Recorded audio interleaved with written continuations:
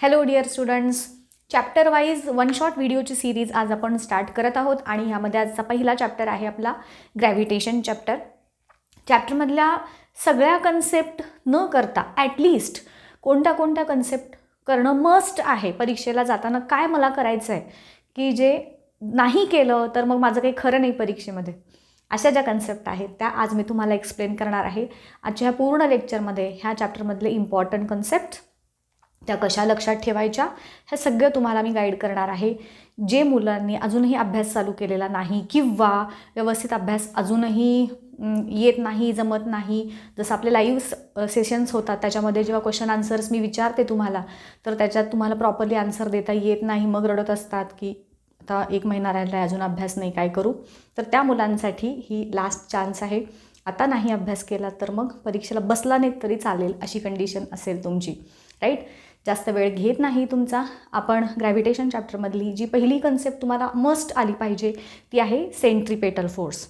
Centripetal force हा काय आहे? Centre seeking force. त्याच्यावरती तुम्हाला 2 मार्क्सचा प्रश्न विचारला जाऊ शकतो, 1 किंवा 2, डेफिनेशन किंवा कन्सेप्ट ऑफ सेंट्रिपेटल फोर्स असा. मग centripetal force is a centre seeking force. Whenever object is moving in a circular path, the force acting on that object is called as centripetal force. It is always directed towards the centre of the circle. आणि मग त्याच्यावरचे examples planet moving around the sun वगैरे, ही concept तुम्हाला पहिली आली पाहिजे. त्यानंतर ह्या चॅप्टरमधली दुसरी महत्त्वाची कन्सेप्ट जी केल्याशिवाय पेपरला पाऊलसुद्धा ठेवायचं नाही, पेपर तुमचं जे हॉल आहे एक्झाम हॉलमध्ये, ती म्हणजे केपलरचे 3 लॉज. केपलरचे लॉज ऑफ मोशन ह्याच्यावरती तुम्हाला डायग्राम बेस्ड क्वेश्चन्स विचारले जातात. ऑल्सो 3 मार्कांचा कंपल्सरी क्वेश्चन असतो की राईट आणि एक्सप्लेन, असे जे 3 मार्कांचे क्वेश्चन्स असतात त्याच्यामध्ये तुम्हाला राईट म्हटलं की नुसता लिहायचं आहे. तिथं जे दुसरा आणि तिसऱ्याचं जे एक्सप्लेनेशन आहे ते द्यायची काही गरज नाही आहे. तिथं नुसते लॉ स्टेट केले तरी चालतील. फक्त एक्सप्लेन म्हटलं की तिथे मात्र तुम्हाला सेकंड आणि थर्ड लॉ जो आहे तो शॉर्टमध्ये सांगायचा आहे, एक्सप्लेन करायचा आहे. The orbit of the planet around the sun is an ellipse with sun at one of the foci, हा पहिला लॉ. दुसरा law, the line joining the planet and the sun covers equal area in equal interval of time. Law state करा म्हटलं की एवढं सांगणार आणि जेव्हा तुम्हाला एक्सप्लेनेशनसाठी विचारलं जाईल मग तिथं सांगायचं की मग ती जी डायग्राम आहे ती तिथं ड्रॉ करायची आणि मग तो जी लाईन आहे म्हणजे ABCD असे जे पॉईंट्स दिलेत ना, तर तिथंपर्यंत A to B पर्यंत जाण्यासाठी लागणारा वेळ तेवढाच C to D पर्यंत जाण्यासाठी, म्हणजे तो जो एरिया आहे, नॉट वेळ ॲक्च्युली, तर तो जो एरिया आहे ABC त्यानंतर जो काही, तर ते एरिया इक्वल आहेत हे आपल्याला सांगायचं आहे. आणि तिसरा law, the square of period of revolution is directly proportional to the average distance of the planet from the sun, हा तिसरा लॉ. आणि मग ते T² is proportional to R³ therefore T² is equal to KR³ जो आहे ते explanation आपलं झालं. सो केपलरचे लॉ केल्याशिवाय परीक्षेच्या हॉलमध्ये पाऊलसुद्धा ठेवायचं नाही. त्यानंतरचा महत्त्वाची कन्सेप्ट जी आहे ती म्हणजे न्यूटन्स जे लॉ ऑफ ग्रॅव्हिटेशन आहे, युनिव्हर्सल लॉ ऑफ ग्रॅव्हिटेशन, तो महत्त्वाचा आहे, तो देखील आलाच पाहिजे. हां, केपलरच्या लॉवरती जे डायग्राम बेस्ड क्वेश्चन्स आहेत, मी तुम्हाला मध्यंतरी डायग्राम बेस्ड क्वेश्चनचे एक पोस्ट पाठवलेली होती. ज्यांनी बघितले नसतील ग्रॅव्हिटेशन चॅप्टरवरचे डायग्राम बेस्ड क्वेश्चन्स कसे विचारलेत, तर त्याची लिंक मी डिस्क्रिप्शन बॉक्समध्ये देते, ते बघून घ्या एकदा, सो दॅट तुम्हाला ते क्वेश्चन्स काय आहेत त्याचा अंदाज येतो. म्हणजे डायग्राम सेमच असते, केपलरच्या लॉची तीच डायग्राम, पण त्याच्यावरती विचारलेत प्रश्न मात्र व्हरायटी ऑफ वेजने. ते एकदा बघून घ्या, त्याची लिंक आहे डिस्क्रिप्शनमध्ये. त्यानंतर Newton's law, universal law of gravitation 3 मार्कांसाठी तुम्हाला विचारला जातो. त्याच्यात पहिल्यांदा तुम्हाला तो लॉ स्टेट करायचा आहे, that is every object in the universe attract every other object with a definite force, that force is directly proportional to the product of the 2 objects masses and inversely proportional to the square of distance between them. हे लिहिलं, तुम्हाला 1 mark मिळाला. त्याच्यानंतर त्याचं derivation लिहायचं आहे. काय derivation? मग ते डायग्राम दाखवायची. ती जी 2 ऑब्जेक्ट आहेत, suppose one object A is having mass m1, object B is having mass m2 and D is the distance between them. Then as per the Newton's universal law of gravitation, the force of attraction, मग त्या दोघांच्या मधला इथं सेंटरपासून force दाखवायचा इथे, right. This force of attraction is directly proportional to m1 and m2, त्याला 1 म्हटलं. आणि this force of attraction is inversely proportional to square of distance between them, ह्याला 2 म्हटलं. आणि मग कंबायनिंग दिस टू आपल्याला जे इक्वेशन मिळतं ते. आणि मग ह्याचं शेवट 3 मार्कांच्या प्रश्नाचं शेवट कुठं करणार, F is equal to G M1 M2 upon D square एवढं लिहून तुमच्या उत्तराचं शेवट होईल, where G is the universal gravitational constant. बाकी ह्याच्यात मग काही लिहायची गरज नाही. 3 मार्क तुम्हाला इथं मिळून जातील डायग्रॅम काढून ह्या पद्धतीने एक्सप्लेनेशन लिहिलं की. त्यानंतर ह्याच्याचवरचा अजून एक महत्त्वाचा 1 मार्कचा क्वेश्चन तुम्हाला विचारला जातो या फोर्स ह्या इक्वेशनवरती. मासशी डायरेक्टली प्रपोर्शनल आहे, सो मास वाढलं की फोर्स वाढतं, डिस्टन्स वाढलं की फोर्स कमी होणार आहे. मग तुम्हाला असे प्रश्न विचारले जातात, फोर्स डबल केला तर डिस्टन्स डबल केलं तर फोर्स काय होईल, मास डबल केलं तर फोर्स काय होईल, अशा प्रकारचे 1 मार्कचे क्वेश्चन्स विचारले जातात. तिथं जस्ट तुम्हाला या पद्धतीनं लिहायचं आहे आणि जे फायनल आन्सर असेल ते रिप्रेझेंट करायचं. तिथं सॉल्व करणं एक्सपेक्टेड नाही. ह्या देखील प्रकारचे प्रश्न मी तुम्हाला डायग्राम बेस्ड क्वेश्चन्समध्ये दिलेले आहेत, ते एकदा व्यवस्थित बघून घ्या. त्यानंतरची पुढची महत्त्वाची कन्सेप्ट आहे derivation of inverse square law, Newton's inverse square law using Kepler's law of, केपलर्सचा 3rd लॉ जो आहे केपलरचा, त्याचा यूज करून इन्व्हर्स स्क्वेअर लॉचं डेरिवेशन कसं करायचं हा तुम्हाला प्रश्न विचारला जातो 3 मार्कांसाठी. मग F is inversely proportional to R square किंवा D स्क्वेअर जे आहे आपलं, तर ते डेरिवेशन तुम्हाला दाखवायचं आहे 3 मार्कांसाठी. कसं दाखवायचं बघा. When an object is moving in a circular path, then the centripetal force is acting on that object and that centripetal force is given by formula F is equal to mv square upon r. हा formula तुम्हाला तिथं सांगायचा आहे. त्याच्यानंतर मग तो planet जेव्हा specifically सनच्या भोवतीनं move होत असतो तर त्याच्यावरती ॲक्ट होणारा फोर्स हा सेंट्रिपेटल फोर्स आहे आणि F is equal to ma. मग हे जे 2 फॉर्म्युले आहेत आपले त्याचं डेरिवेशन इथं तुम्हाला मी हे दाखवलेलं आहे, हे नोट्समध्ये आपल्या व्यवस्थित दिलेलं आहे. ह्याच स्टेप्स तुम्हाला यूज करायच्या आहेत आणि सॉल्व करायचं आहे. सगळ्यात पहिल्यांदा काय सांगणार तुम्ही, ऑब्जेक्ट सर्क्युलर मोशनमध्ये फिरत आहे तर त्याच्यावरती सेंट्रिपेटल फोर्स ॲक्ट होतो. Then whenever planet is moving around the sun किंवा मग मून असेल अर्थभोवती किंवा प्लॅनेट सनभोवती, तर तेव्हा त्यानं कव्हर केलेलं डिस्टन्स, जेव्हा सनच्या भोवतीनं तो प्लॅनेट फिरतोय तर कव्हर केलेलं डिस्टन्स असेल त्याचा पिरियड ऑफ किंवा त्याचं 2πr, त्यानं जे सर्कम्फरन्स जो आहे त्याच्या प्लॅनेटच्या ऑर्बिटचा तो 2πr ह्या पद्धतीनं आपण सांगणार. टी म्हणजे त्याचा पिरियड ऑफ रिव्हॉल्युशन असणार. या माहितीचा आपण उपयोग केला आणि स्पीड कॅल्क्युलेट केला, that is velocity 2πr upon T. मग ह्याच्यामध्ये v is equal to 2πr upon T आणि मगाशी जो आपण F is equal to mv square upon r हे 2 फॉर्म्युले कंबाईन करायचे आहेत. पहिला फॉर्म्युला होता F is equal to mv square upon r आणि आत्ता सांगितलेला v is equal to 2πr upon T. मग आता या फॉर्म्युलामध्ये व्हीच्या जागी ही व्हॅल्यू पुट करायची आहे, F is equal to m into 2πr upon T त्याचा स्क्वेअर अपॉन r. आणि मग ह्याला सिम्प्लिफाय करत जायचं, m इंटू 2चा square 4π square r square upon T square upon r. मग आता हा एक कॅन्सल झाला, उरला नुसताच r अपॉन टी स्क्वेअर एवढा उरला. आता हे जे इक्वेशन आपल्याला मिळालं आहे ह्याला r स्क्वेअरनं डिव्हाइड अँड मल्टिप्लाय करायचं आहे. ठीक आहे, ह्याला r स्क्वेअरनं पूर्ण इक्वेशनला डिव्हाइड अँड मल्टिप्लाय करूयात. m into bracket 4π square r into r square upon T square into r square. ठीक आहे, मग आता हे काय झालं, r square into r square ह्याचा क्यूब झाला, m into 4π square r cube upon T square into r square. आता काय होईल बघा, आपल्याला केपलरचा 3rd लॉ टी स्क्वेअर आणि r क्यूब ह्यांच्यामधलं रिलेशनशिप सांगतो. मग आता हा मल्टिप्लिकेशन आहे, सो आपण ह्या पोझिशन्स ह्या जे नंबर्स आहेत ह्यांची इंटरचेंज करू शकतो. मग मी काय करणार, हे टी स्क्वेअर आणि r क्यूब एका बाजूला घेईन एक साईडला, बाकीचे सगळे एका साईडला घेईन. मग मला मिळेल m into 4π square into r cube upon T square upon R square. हे का केलं? मल्टिप्लिकेशन आहे, सिक्वेन्स आपण चेंज करू शकतो. आता R cube upon T square. केपलरचा लॉ काय सांगतो आपल्याला?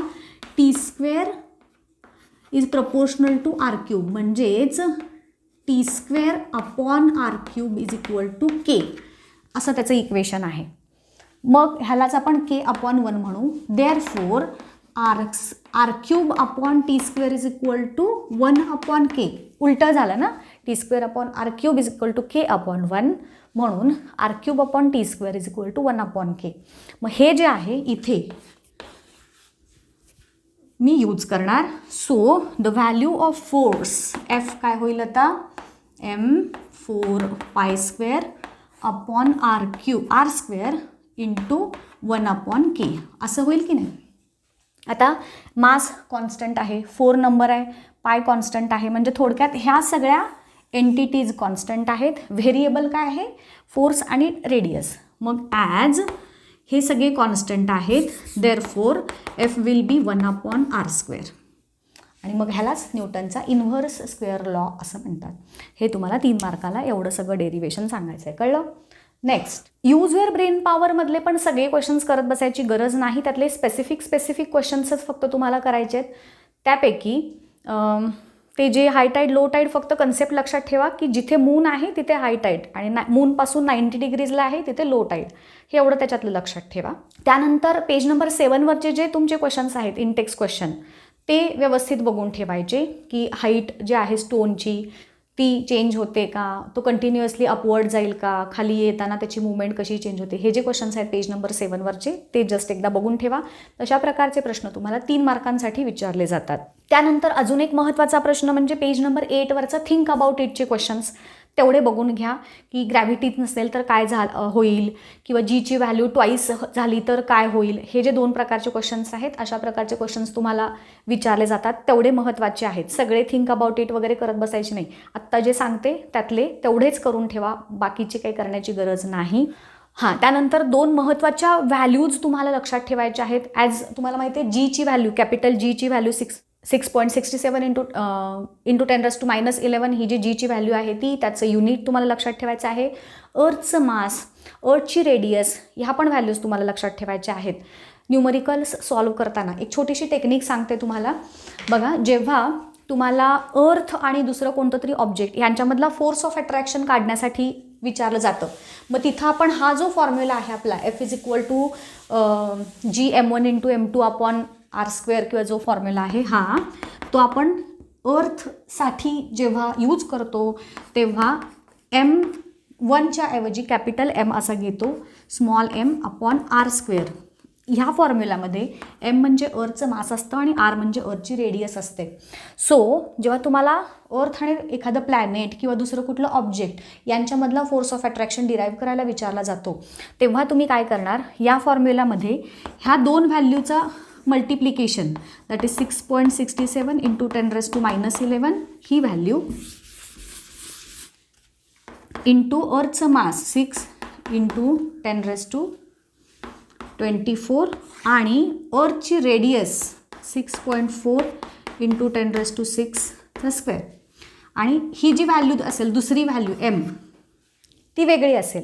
मग ह्यांचा मल्टिप्लिकेशन बघा, हां, हे करताना हे आपण बाजूला ठेवतो, राईट. फक्त 6.67 इंटू 6 यांचं मल्टिप्लिकेशनची व्हॅल्यू 40.20 येते, एवढं लक्षात ठेवायचं. आणि 6.4चा स्क्वेअर 40.96 येतो, एवढं लक्षात ठेवायचं. ह्या व्हॅल्यू 2 पाठच करून ठेवायच्या, 2 पाठ. ही टेक्निक सांगते. आणि मग कशासाठी, तर जेव्हा तुम्हाला दुसऱ्या ऑब्जेक्टचं मास फक्त, मग ह्या मल्टिप्लिकेशन जे आलं आहे ऑलरेडी, त्याला फक्त मग पुढं तुमची जी एमची व्हॅल्यू वॉटेवर देतील तिला मल्टिप्लाय केलं की तुमचा कॅल्क्युलेशन करण्याचा जे टाईम आहे तो वाचतो एक्झामच्या वेळेस. मग हे सगळं कॅल्क्युलेशन तिथं करत बसायची गरज लागत नाही. मग पुढचं जे आहे 10⁻⁻11 हा 10⁻24, म्हणजे हा इथं किती येणार आहे, इंटू हे 24-11 किती येतील, 10⁻13 आणि हे 6 इंटू 2 12 असं हे येईल. आणि मग इंटू तुमचा M जो काही असेल तो इथं ॲड करायचा आणि हे सॉल्व करत जायचं. ही टेक्निक लक्षात ठेवा. हा जो गुणाकाराच्या ह्या ज्या 2 व्हॅल्यूज आहेत त्या लक्षात ठेवायच्या. जी आणि अर्थचं मास ह्या दोघांचं मल्टिप्लिकेशन एवढं येतं, अर्थच्या रेडियसचा स्क्वेअर एवढा येतो. हे एक लक्षात ठेवा, महत्त्वाचं आहे. ऑल्सो नेक्स्ट जो पार्ट आहे अर्थ्स ग्रॅव्हिटेशनल ॲक्सेलरेशन, जीची व्हॅल्यू स्मॉल जी जो आहे त्याचा फॉर्म्युला काय आहे, small g is equal to gm/r². तर तो फॉर्म्युला तुम्हाला सांगता आला पाहिजे. त्याची जीची व्हॅल्यू आपण जी सांगतो 9.8 जी ॲव्हरेज व्हॅल्यू आहे ती, तर ती कशी आली हे डिराईव्ह करायला सुद्धा तुम्हाला 3 मार्कांसाठी विचारलं जातं. सो पुढचा तुमचा महत्त्वाचा पॉईंट तुम्ही जो ह्या चॅप्टरमधला केलाच पाहिजे तो म्हणजे स्मॉल जीची व्हॅल्यूचं डेरिवेशन तुम्हाला एक दिलं आहे बघा. ते डेरिवेशन तुम्हाला व्यवस्थित सांगता आलं पाहिजे. इथं मी ते जे दाखवते आहे म्हणजे आता मी मुद्दामून सॉल्व करत बसण्यातला वेळ वाचवते तुमचा. इथं हे जे डेरिवेशन दाखवते दिसतंय तुम्हाला, ह्या स्टेपवाईज तुम्हाला जायचं आहे आणि ते डेरिवेशन सॉल्व करायचं आहे. जीची व्हॅल्यू ती येते हे दाखवायला 3 मार्काला तुम्हाला विचारलं जातं. त्यानंतर पेज नंबर 8वरचा अजून एक प्रश्न की जीची व्हॅल्यू काय असेल जर मास ट्वाईस झालं, डिस्टन्स डबल केलं किंवा हाफ केलं वगैरे, अशा प्रकारचे प्रश्न तुम्हाला विचारले जातात 3 मार्कांच्या प्रश्नांच्या मध्ये. सोपं आहे. मग त्याच्यामध्ये जस्ट तुमचा जो जीचा फॉर्म्युला आहे gm/r², त्याच्यात जर मास डबल केला तर तो जो पेज नंबर 8वरचा जो प्रश्न तुम्हाला सांगते की मास डबल केलं आहे म्हणजेच इथं 2m करायचं आहे आपल्याला आणि रेडियस आहे त्याच्या हाफ केली आहे, तर मग जीची व्हॅल्यू काय येईल. इथं जस्ट तुम्हाला व्हॅल्यूज पुट करत जायचे आहे. मग त्याच्यासाठी आधी आपण सिम्प्लिफाय करूयात. g2m बघा r²/4 आला. मग हा परत काय होईल g2m × 4/r² होईल की नाही. मग हे 4 दोन्ही 8 आले. g × 8m/r². तर ह्या पद्धतीनं मग g × m/r² म्हणजेच आपला जीची व्हॅल्यू आहे. सो तुमचं जी काही ॲक्सेलरेशन ड्यू टू ग्रॅव्हिटीची व्हॅल्यू आहे त्याच्या 8 टाईम्स येईल म्हणजेच 9.8 × 8 करून त्याचा आन्सर सांगायचा. ह्या पद्धतीचे प्रश्न तुम्हाला विचारले जातात. अशी सॉल्व करत जायचं. फक्त असं आहे, असं केलं तर किती येईल असं जेव्हा विचारतात तर तो जो काही फॉर्म्युला असेल त्याच्यामध्ये त्या पद्धतीनं दिलेल्या पद्धतीनं, जसं इथं ट्वाईस केलं आहे समजा 4 टाईम्स वाढवलं तर मग इथं ह्याच्या सगळ्या व्हॅल्यूज वाढत जातील. ह्या पद्धतीनं लक्षात ठेवा. त्यानंतर पुढचा महत्त्वाचा जो पार्ट आहे तो म्हणजे variation in the value of g. तुम्हाला 3 मार्कांसाठी विचारलं जातो की value of g along the surface, त्यानंतर अलॉंग विथ हाईट आणि अलॉंग विथ डेप्थ कशी चेंज होत जातं. ऑल्सो त्याच्यावरती तुम्हाला सायंटिफिक रिझनचे क्वेश्चन्स विचारतात की why the value of g becomes 0 at the centre of earth वगैरे. तर त्याच्यामध्ये पहिला जो पार्ट आहे की अलॉंग द सरफेस तुम्ही सांगताना काय सांगणार, earth is not exactly spherical, it is slightly flat at pole and bulging at equator. So the radius of earth is less at pole and more at equator. मग जेवढं distance कमी तेवढी जीची value जास्त असणार. So value of g is more at pole less at equator. मग ती value लेस आणि मोर म्हणजे किती ते पण दिलं आहे तुम्हाला. 83 आणि 7.8 9.78 आणि 9.83 वगैरे पोल आणि इक्वॅटरवरच्या व्हॅल्यू त्या पण तोंडपाठ झाल्या पाहिजेत. आणि मग ते सांगायचं therefore the value of g is more at pole less at equator. त्यानंतर अलॉंग विथ हाईट कशी चेंज होत जाते, डिस्टन्स वाढत जातं. सो जीची व्हॅल्यू कमी होत जाते ॲज द हाईट इन्क्रीजेस. आणि towards the centre of earth जेव्हा आपण जातो the mass which is contributing to the gravitational force decrease होत जातो, रेडियस डिक्रीज होत जाते. As a combined effect of both these actions जीची व्हॅल्यू कमी कमी होत जाते and at the centre it becomes 0. हे सांगता आलं पाहिजे. त्यानंतर पुढचा जो प्रश्न आहे तो म्हणजे मास आणि वेट ह्या 2 कन्सेप्टमधला डिफरन्स तुम्हाला 2 किंवा 3 मार्कांसाठी विचारला जातो. ऑल्सो मासची डेफिनिशन, वेटची डेफिनिशन किंवा मग ऑड वन आउट सारखे क्वेश्चन्स ह्याच्यावरती विचारले जातात. 3 मार्क्ससाठी जेव्हा तुम्हाला डिफरन्स विचारला जातो तर त्याच्यामध्ये तुम्हाला कमीत कमी 6 मुद्दे लिहायचे आहेत. लक्षात ठेवा आपल्या ज्या नोट्स आहेत त्या नोट्समध्ये मी तुम्हाला मास आणि वेट ह्यांच्यामध्ये 6 फरकाचे मुद्दे दिलेले आहेत. ते एकदा बघून घ्या आणि त्या पद्धतीनं तुम्हाला ते आन्सर लिहायचं आहे. त्यानंतर पुढचं आहे ग्रॅव्हिटेशनल वेव्हची कन्सेप्ट. ग्रॅव्हिटेशनल वेव्हजवर detected by sir Isaac Newton, तो एक लक्षात ठेवा. आणि ते जे त्याचं डिटेक्ट करणारे जे इन्स्ट्रुमेंट आहे LIGO laser interferometric gravitational wave observatory जे आहे तर ते एक LIGO आणि त्याचं लॉंग फॉर्म लक्षात ठेवा. बास ह्याच्यामधलं अजून काही स्पेसिफिक वेगळं बघायची गरज नाही. त्यानंतरचा येतो तो म्हणजे ग्रॅव्हिटेशनल पोटेन्शियल एनर्जी. त्याची फक्त डेफिनिशन आणि फॉर्म्युला लक्षात ठेवा, बाकी काय बघितलं नाही तरी चालेल. हां, आणि अजून एक शेवटचा जो पार्ट आहे दॅट इज एस्केप व्हेलॉसिटी, ती मात्र व्यवस्थित बघून ठेवा. एस्केप व्हेलॉसिटी, त्याची डेफिनिशन, त्याची कन्सेप्ट आणि त्याचं डेरिवेशन. म्हणजे तुम्हाला 5 मार्कांचा पण इव्हन प्रश्न ह्याच्यावरती विचारला जाऊ शकतो की what is escape velocity and explain त्याची जी व्हॅल्यू आहे 11.2 किलोमीटर पर सेकंड ही कशी आली हे देखील तुम्हाला विचारलं जातं. सो एस्केप व्हेलॉसिटी म्हणजे काय? It is the minimum initial velocity which is needed by an object to escape the influence of gravitational field of any massive object किंवा अर्थ असं म्हणलं तरी सुद्धा चालेल.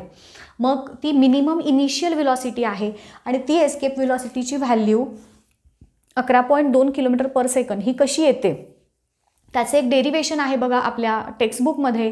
दॅट इज एक ऑब्जेक्ट आहे, त्याचं मास m असेल, त्याचा कायनेटिक एनर्जी, पोटेन्शियल एनर्जी, मग at the surface of earth आणि ॲट इन्फिनिटी अशा 2 व्हॅल्यूज आपण काढायच्या आहेत. मग सरफेस ऑफ अर्थवरती कायनेटिक एनर्जी, पोटेन्शियल एनर्जी, इन्फिनिटीवरती कायनेटिक एनर्जी, पोटेन्शियल एनर्जी आणि मग total energy at the surface, total energy at infinity. हे जे आहे मग E1 त्याला आपण म्हटलं एकाला, दुसऱ्याला E2, मग E1 is equal to E2. हे जे सगळं डेरिवेशन करत करत आपण डिराईव्ह करत गेलेलो आहे ते डेरिवेशन एकदा शॉर्टमध्ये सांगते, ते महत्त्वाचं आहे. त्यातला सगळ्यात पहिल्यांदा सरफेसवरती असताना त्याची kinetic energy will be half mv² आणि potential energy will be -gm/r. आणि ॲट इन्फिनिटी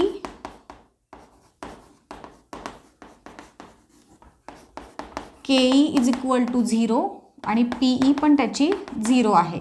मग ह्याच्यावरती सरफेसवरची total energy is equal to ke plus pe. मग ही काय असेल? ke हाफ mv² आणि हे -gmm/r ही त्याची टोटल एनर्जी झाली ॲट सरफेस. याला आपण E1 म्हणूयात. आणि इन्फिनिटीवरची टोटल एनर्जी E2 आहे, ती 0 असणार आहे. ह्या व्हॅल्यू 0 आहेत त्यामुळे. मग as per the law of conservation of energy E1 is equal to E2. मग E1 is equal to E2 लिहिलं. E1 काय आहे आपली? ही व्हॅल्यू हाफ mv²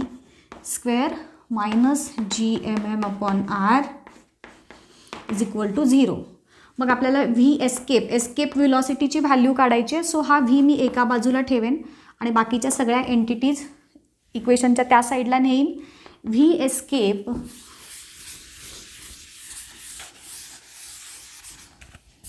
बघा आता एस्केप व्हेलॉसिटीचा स्क्वेअर इज इक्वल टू, मी आता इकडं ह्या सगळ्या एंटिटीज इकडे गेल्या. काय झालं बघा?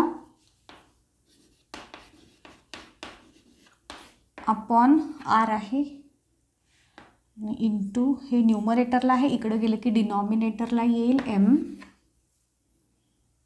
ह्या पद्धतीनं मग हे m कॅन्सल झाले. व्ही एस्केपचा square is equal to gm/r आणि हा जो 2 आहे इथं डिनॉमिनेटरला आहे, तो इथं न्यूमरेटरला गेला. सो आपल्याला इथंपर्यंतचं हे इक्वेशन मिळालं. आता बघा इथं एक छोटंसं एक महत्त्वाचा पॉईंट इथं सांगते तुम्हाला. जीचा फॉर्म्युला माहिती आहे, g is equal to gm/r², right. मग g is equal to gm/r² ह्यालाच मी असं कन्वर्ट करू शकते का बघा, g × r² is equal to gm. मी काय केलं, हा r इथे घेतला, g × r² is equal to gm. या पद्धतीनं मग आता तिथे हे जे gm आहे की नाही, इथं gm, तिथं मी ही व्हॅल्यू यूज करणार as gm is equal to gr². Therefore V escape व्हेलॉसिटीचा स्क्वेअर इज इक्वल टू 2 × gmच्या जागी हे व्हॅल्यू घेतली gr². मास तर गेलेले आहेत अपॉन r. मग परत हे 2 r कॅन्सल झाले. काय आलं? 2 × g × r. एस्केप व्हेलॉसिटीचा square is equal to 2gr. मग जीची व्हॅल्यू लिहायची 2, जीची व्हॅल्यू 9.8 आणि अर्थच्या रेडियसची व्हॅल्यू 6 × 4 × 10⁶. 6.4 × 10⁶. ही व्हॅल्यू सॉल्व करत जायची. आता इथं एस्केप व्हेलॉसिटीचं स्क्वेअर आहे म्हणून मग नुसता व्हेलॉसिटी जर हवी असेल तर ह्या सगळ्याचा स्क्वेअर रूट येईल. मग ह्यांचं मल्टिप्लिकेशन करत जायचं. 9.8 इंटू 2